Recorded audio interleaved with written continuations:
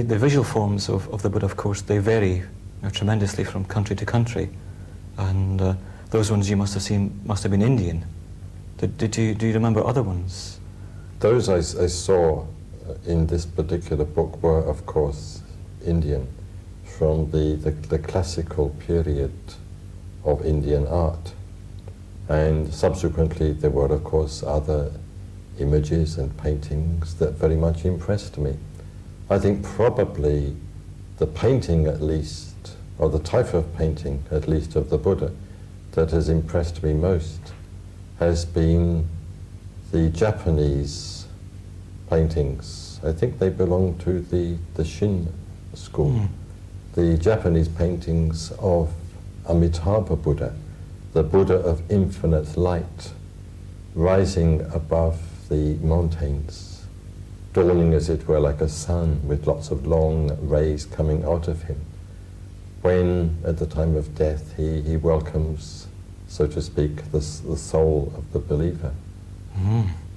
I think that particular representation of the Buddha as Amitabha Buddha has impressed me perhaps almost more than any other Buddha representation I've seen.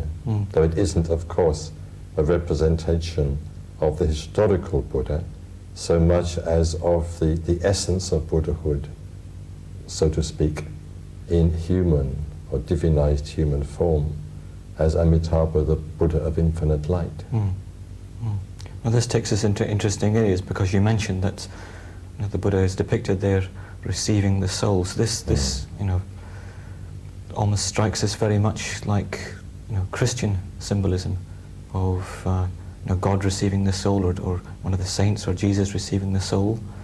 So what's the difference in this case?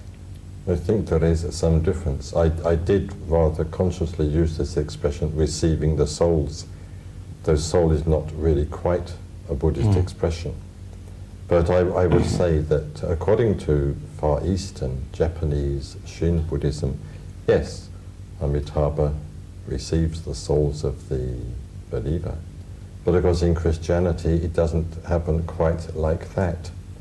Some souls are sent to a very different place, and in Buddhism there isn't that sort of emphasis. Certainly in Buddhism there are painful consequences in the afterlife of unskillful actions, as we call them, committed in this existence, but there is no sending of a soul to hell by a vengeful deity offended by what you have done. So in our considering the Buddha of infinite light, Amitabha, receiving these souls, what's the difference here between the Buddha and God? I mean, we could quite easily see them in the same way. I've spoken of Amitabha in connection with the Far Eastern Japanese form of Buddhism, or one of the Far Eastern Japanese forms of Buddhism, that is to say the tradition of the Shin school.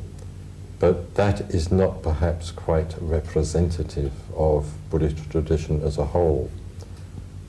Buddhist tradition as a whole, including essentially the Shin school itself, does not posit the existence of a personal God in the sense of a creator and ruler of the universe.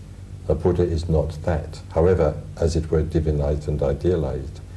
A Buddha essentially is an enlightened human being, a human being who has attained enlightenment, achieved the state of supreme spiritual enlightenment through his own human efforts.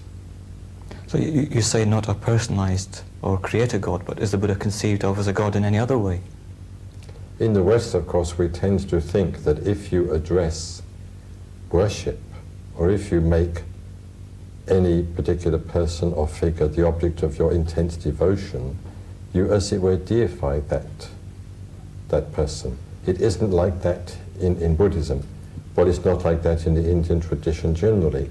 In the Indian tradition generally, and especially perhaps in Buddhism, worship, as we would call it in the West, is directed towards the enlightened human being, the enlightened human teacher. So if someone with a Western Christian background goes along to, say, a Buddhist temple and sees the image of the Buddha there, he would think that something analogous to the worship of God was going on. Yes. But that would not be the case. Even though people were bowing down, even though they were offering flowers and incense and worshipping, they would not be worshipping the Buddha as God. And because they were worshipping him from the Christian point of view, it would not imply that they were regarding the Buddha as God. They would be regarding him as their enlightened human teacher. In fact, the word worship in the Indian languages is used very widely. You even speak of worshipping in the sense of paying your respect to your mother and your father.